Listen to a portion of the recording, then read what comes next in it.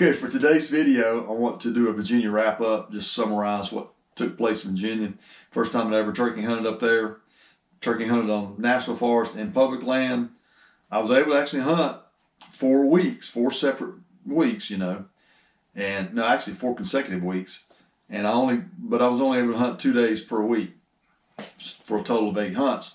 Still, no excuse. There's a possibility I could have gotten a bird if I'd done some things differently. As I go through this, I'm just going to highlight some of the areas that I feel like could make me better. It's a lessons learned. Go back and review everything that took place, focus on the successful things and try to eliminate the unsuccessful things. Okay, so point number 1 is my timing. In my home state versus Virginia, the seasons basically parallel each other. Okay, so while I was hunting in North Carolina, people were hunting in Virginia. Okay, when I got to Virginia, which was in the 2nd week of the hunting season, the birds had already been pressured. So I wasn't hunting fresh birds or non-pressured birds. And I didn't realize that the pressure was going to be to the extent it was. So I think point number 1 is I'm very familiar with my home state. I'm very familiar with the areas where I have harvested birds in the past. I'm close. It's a relatively short drive. I can scout and do things like that. I can't do that in Virginia. So I think the first thing I would do is try to allow the opportunity to hunt opening day, at least at a minimum that opening week. Okay, that way you're getting fresh birds that aren't spooked, and try to hunt if you can, or if I can, in the middle of the week. Obviously, opening day is going to be a heavily pressured day, and typically, Monday and Friday and Saturdays are. So try to hunt in the middle of the week. I did try hunting on Thursday, but to my surprise, there were more hunters than I had anticipated. So that would be the first thing I'm going to do: hunt opening day or opening week. Second thing is, and this could be before the first one, but it doesn't matter, is scout first. I was able to do a tremendous amount of scouting here in North Carolina. It paid off. I was able to tag out. In Virginia, I had to scout as I hunted. Okay, so point number 2 is I would probably scout a week or 2 before that opening day or that opening week and make sure I'm in the area where I feel like I've got the best possibility of getting on a bird. And the third thing is, the third point for the hunting timing is the fact, if you notice on some of the videos, I was getting there late. And one point I'll make real quick is, on the GPS, if it says you're going to get there at a certain amount of time, it's not 100% accurate. I would at least allow an hour additional transit time, because I was getting there, I'm later than what it said, and I was getting there right at daylight. So I missed the opportunity of potentially locating birds in the morning with an out call or whatever, and getting them as they fly down off the roost. If I wasn't in there the day before to roost the birds, the best opportunity for me to do is come in early in the morning, try to locate them, or at least hear them gobble on the roost and move to them. So a few times, that was all my fault. I'm responsible for that. I got there late. So I think the third point on my timing is get there earlier in the morning and maximize that early spring hunting opportunity when the birds are on the roost. So those are 3 things on the timing. And I made several notes here. Okay, the hunting locations. As I described in the videos, I hunted national forest and I hunted WMAs. And I don't mind telling you that I hunted in the northwestern part of Virginia. And I hunted 4 different counties, okay? But when I look at those areas that I hunted, and I go back and just replay everything in my mind, and fortunately I've got some video to go back and look at also, I only saw 3 birds the entire trip. The entire time I hunted, 3 birds. 100% of those were on WMAs. I hunted 2 different WMAs, and I saw 2 jakes on one, which I did get on video with my phone, and then I saw a hen on another WMA. All right, so I didn't see any birds at all on the national forest. Now what I'm going to do now is I'm going to show you a clip of some of the WMA property that I hunted, and as you'll notice, they did a prescribed burn. Now, I don't know if this is an annual burning process or they do it as needed. They're doing burning in there to keep the understory, the undergrowth cleaned off. It gets new vegetation growing up.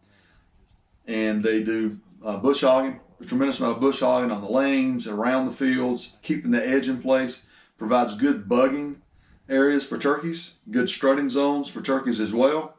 And then they also plowed and disked certain fields, and they planted different wildlife seeds, wildlife clover, etc., to enhance the food for the turkeys and the deer and other animals to forage on. So there's a tremendous amount of activity going on, and hats off to Virginia Department of Wildlife to improve the overall habitat for the animals. And another thing I liked about what they did was they did it in areas that were adjacent to what I felt like were good roosting areas. There's some really steep ridges, some small mountains right beside these areas. So I felt like that was a very good area, a very good location to do all these things. So the access was very easy to get into. They did a tremendous job on that. So based on the number of birds I saw, based on the sign that I saw, I think I would narrow the scope. I've got an old saying in manufacturing, don't boil the ocean.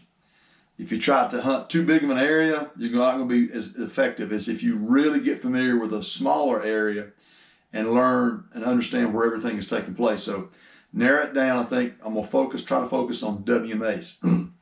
Now, one caveat to that is I hunted a WMA, one of the WMAs was smaller, 1,700 acres.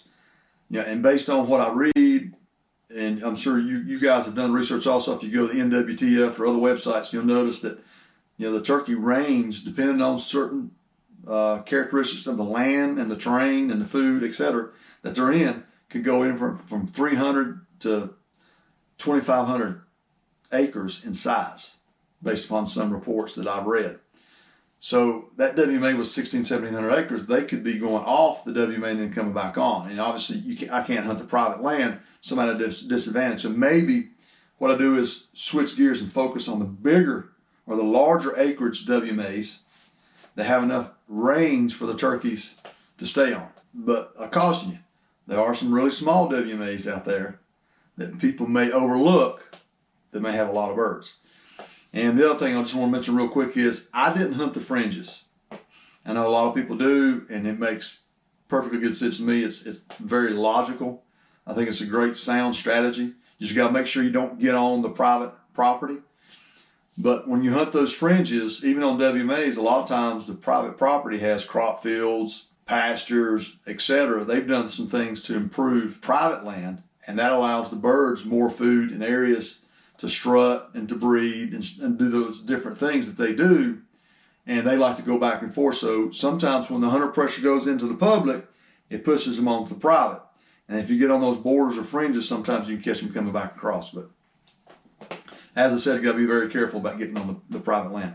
Third point, pressure. The WMAs, I saw 1,100s. It was hunted harder than I had anticipated, okay? And on the National Forest, I didn't see any hunters. I had it all to myself. Hundreds of thousands of acres. I didn't run into anybody, but I didn't see any birds. And I just think it's based on the habitat. The birds had the range further out for food and things like that, so I didn't see it. So I'm going back to the WMAs. If I'm selecting a WMA to hunt on, then I've got to get a little bit more creative and do some brainstorming on how I can hunt adjacent to the areas that are getting hardest hit, and maybe pushing the birds out. Hunt an area that doesn't have that really easy drive-in access point with a great parking, all the trails cut in. We'll go somewhere else where it's steep, you can't get into it as easy, and hunt adjacent to those areas, and maybe the birds will come over. So I think that would be the third thing I do in regards to pressure. Okay, in regards to density, when you look at the population of birds in the county you're going to hunt, be very careful, because what I initially did was I went in and looked at overall density. Okay, and there's so many acres that you can hunt on public land wise, and then there's so many thousand square miles that are actually in the county. And what happened was there's an overwhelming percent. I think the ratio was 4-to-1, so about 75% of the birds were actually harvested on private land. Okay, 25% on public. So that's another thing you got to look at. How many hunters are actually on the private versus the public? But what I did was I looked at overall. So then I went back in and drilled down, and I started looking at, okay, these birds were harvested on national forest, private land, WMA, whatever, and I was able to narrow it down. So it can be a little misleading. Just be careful when you look at overall bird density, because obviously when you think of a high bird density, you're thinking, all right, I got a higher probability of getting on a bird. Silver lining to all this, even though we didn't kill a bird is the fact that Virginia has a fall season. So we'll have to see how that, that's going to collide with the deer season, and you got to make a decision. You're going to hunt turkey, you're going to hunt deer. So we'll have to see how that plays out. The other thing I want to mention too, real quick, is don't be bummed out. You find this hard to believe, but 8 out of 10 hunters go home without punching their tag. 80% of hunters who went in this year's turkey season went home without punching their tag. Only 20% took a bird home. So don't feel bad about it. Like I said, there's various reasons why some of us aren't successful. Either we're out of state, it's unfamiliar, we don't have enough time with vacation, work schedules, family obligations, et cetera, et cetera, et cetera. And you gotta give the turkey some credit too. Those God-given instinct abilities help them out as well. So with that, we'll see you next time.